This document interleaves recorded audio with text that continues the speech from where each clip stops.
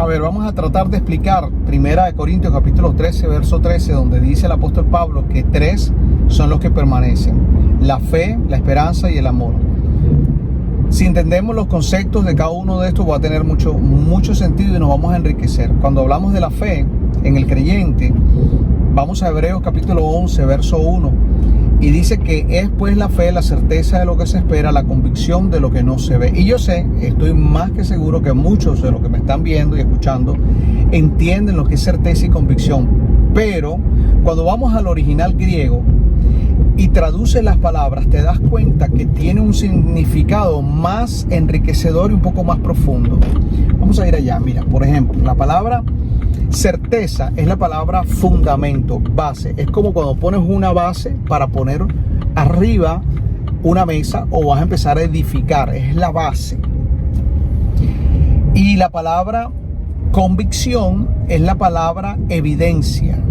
Es la palabra prueba. Son las dos palabras originales del griego. Entonces, a ver, volvemos. ¿Qué es la fe?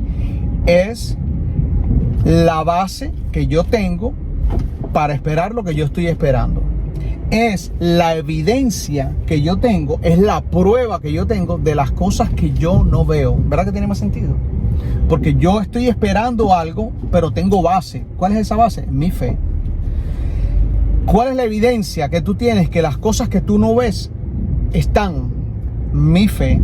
O sea, yo no tengo bases para mi fe. Mi fe es la base, lo que sustenta mi vida espiritual. Esto es algo que no se puede explicar a través de la ciencia, porque la ciencia no puede explicar cómo una persona está convencido de que todo lo que pasa alrededor mío es producto de Dios. Porque es la fe, es algo que está dentro de mí, que no tiene una explicación, y no son las emociones, porque las emociones se manifiestan de acuerdo a los estímulos que tenemos externos. Por ejemplo, si yo veo que viene una persona corriendo con un palo, dándole palo a todo el mundo, y yo lo veo, y yo escucho a la gente gritando, eso activa en mí un instinto de conservación, lo que el temor, y me hace correr para protegerme. Pero en el caso de la fe es algo natural. La gente cree cree, y creemos de una manera ciega. Hay quien dice, porque quieren ser moderados, y dicen, bueno, mi fe no es ciega. No, mi fe en Dios es ciega.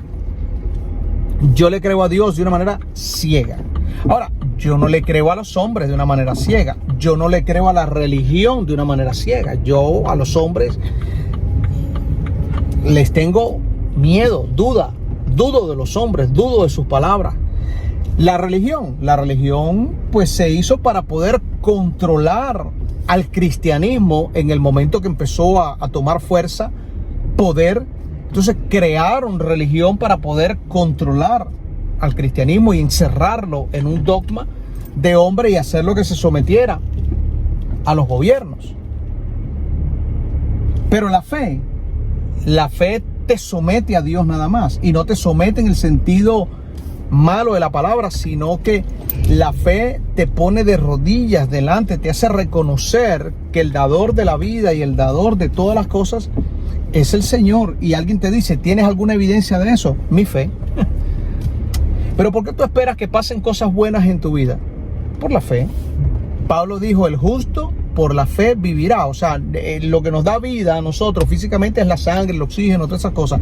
Pero espiritualmente lo que nos mantiene vivos es la fe. Pablo lo dijo, el justo por la fe vivirá. Y no solamente Pablo quería dar a entender que el evangelio se recibe por fe, como él dice, y para fe. O sea, yo lo recibo por fe, pero esa fe que yo tengo para recibir el mensaje de las buenas nuevas de salvación de Jesucristo es algo que está intrínsecamente ligado a mí. Yo no lo aprendo. No hay una escuela de fe, no hay 4 pasos para fe, cómo desarrollar tu fe. No.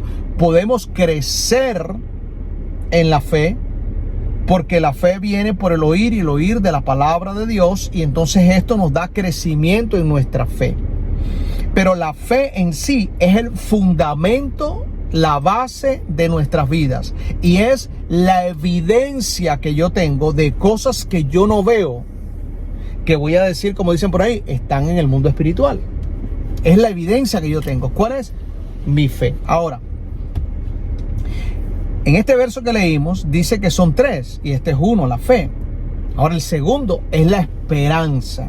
¿Cómo se traduce en el lenguaje original la palabra esperanza? Porque nosotros entendemos la esperanza, pero la palabra original es expectativa y vivir con anticipación. ¿Sabes? La palabra anticipación, cuando en el lenguaje, cuando ahí traducen la palabra esperanza, es la palabra anticipación y le agregan complacer. O sea, es algo que tú estás anticipándote y de una vez saboreando. O sea, como cuando yo le digo a mi esposa, vamos a ir a comer a un lugar, y le nombro el lugar y le digo, y nos vamos a comer esto, que es lo que a ella le gusta. Entonces ella está con expectativas y se anticipa, y es una sensación de lo sientes ya y te saboreas lo que todavía ni siquiera está cerca de ti.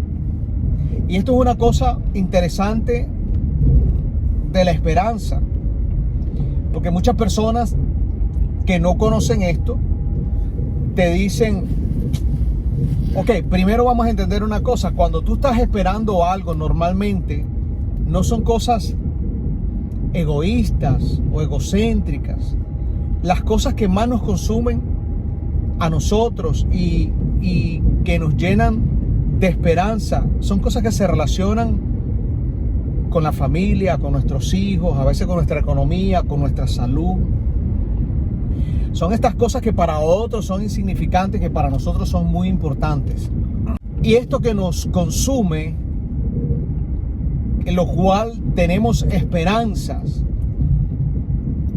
Y es lo que te quiero decir, cuando a veces la gente te dice, ay, pero eso está bien lejos, para robarte la esperanza. Pero precisamente quiero que te recuerdes de esto. Cuando a ti te digan que está muy lejos y que se mira casi imposible, eso te están diciendo que tengas esperanza, porque el apóstol Pablo dice que la esperanza que tú ves, entonces ¿para qué esperarlo?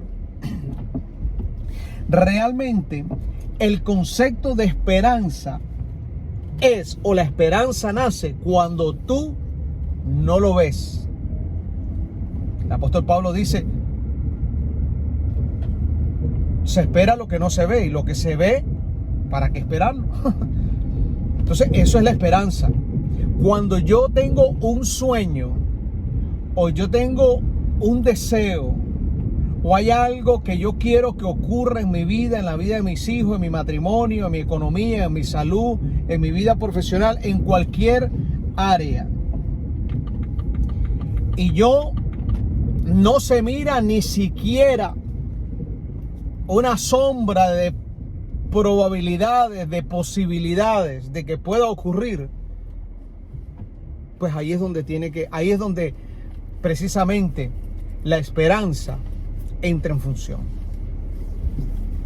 Es esa actitud de anticiparte, complacer todos los días, de levantarte con expectativas todos los días de que hoy va a ser un mejor día, hoy va a ser el día que yo voy a ver el fruto de lo que yo vengo trabajando o creyendo, orando o esperando.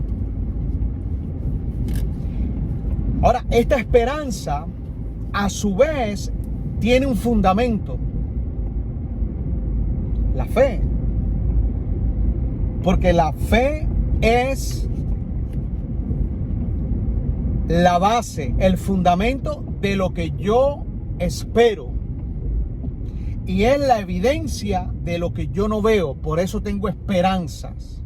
Por eso tengo expectativa.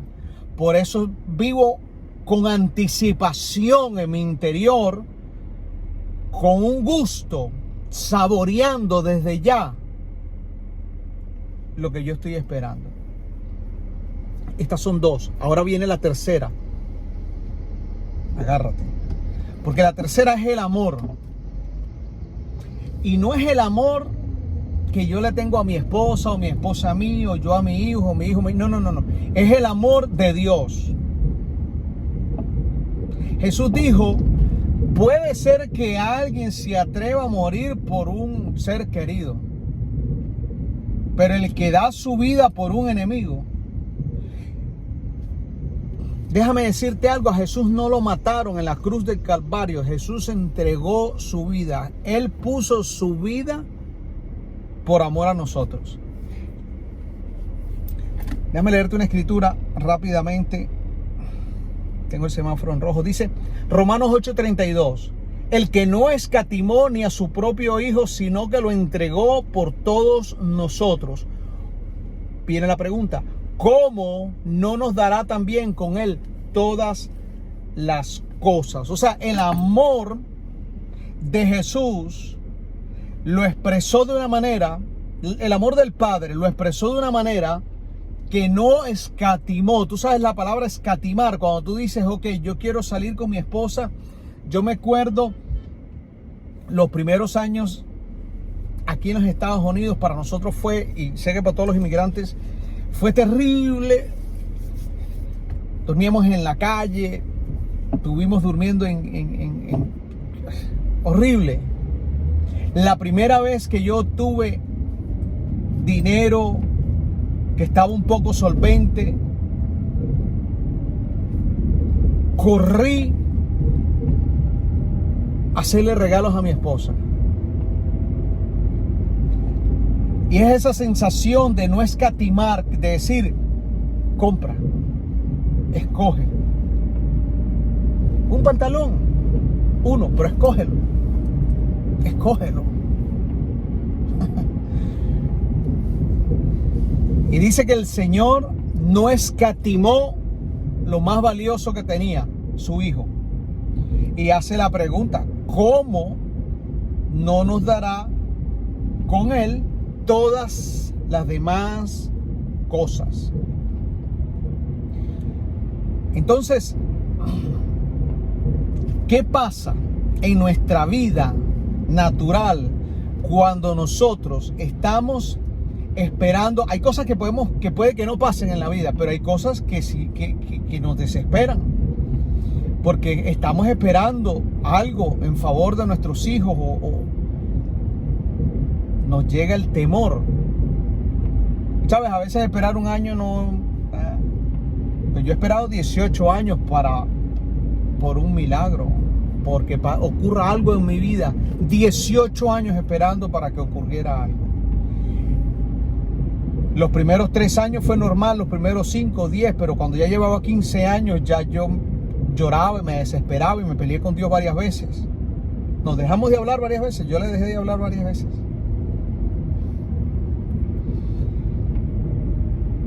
Pero ¿sabes lo que pasa? Que te invade el temor, porque dices, ya no va a llegar a tiempo, ya no llegó, ya no ocurrió, ya no me interesa, ya si pasa no me interesa, te pones bravo, porque te llenas de temor. Pero Pablo dice algo que me hizo así varias veces.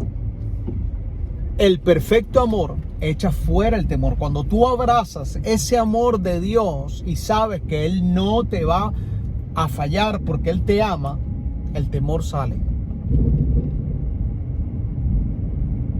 No sé si has experimentado esos momentos de miedo. Por ejemplo, cuando estaba pequeño y yo andaba en mi bicicleta y venía un malandrito. Ve acá, chamo. Y yo, papá. Y mi papá volteaba y el malandrito miraba a mi papá. Y entonces yo le decía, ¿qué pasa? Porque me envalentonaba, porque la presencia de mi padre, que representa el amor, porque sé que no me iba a dejar que una persona viniera a hacerme daño o menos quitarme mi bicicleta, Entonces, el verdadero amor echa fuera el temor. Por eso Pablo dice, estas tres cosas permanecen: la fe, la esperanza y el amor. Ahora, dentro de estas tres cosas, el que permanece para siempre es el amor. Porque cuando estemos en la eternidad con el Señor, ya no vamos a tener necesidad de la fe ni de la esperanza, porque vamos a vivir en ese amor eterno al lado del Señor. Pero por ahora, el estar conscientes del amor del Señor, que representa su cuidado, su provisión, su protección, ese amor de Dios, de estar conscientes en nuestras vidas, nos hace vivir una vida más confiada, saludable en medio de las crisis, porque tienes la fe que sustenta tu vida, que tienes una evidencia para seguir esperando lo que no ves, tienes la esperanza que no avergüenza porque Dios te ha demostrado que te ama y puedes esperar confiado en Él y orgulloso y orgullosa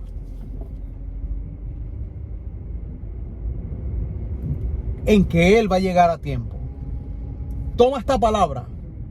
Los americanos dicen take it to the bank. Take it to the bank. Toma esta palabra y la puedes llevar al banco. Garantizada. Yo espero que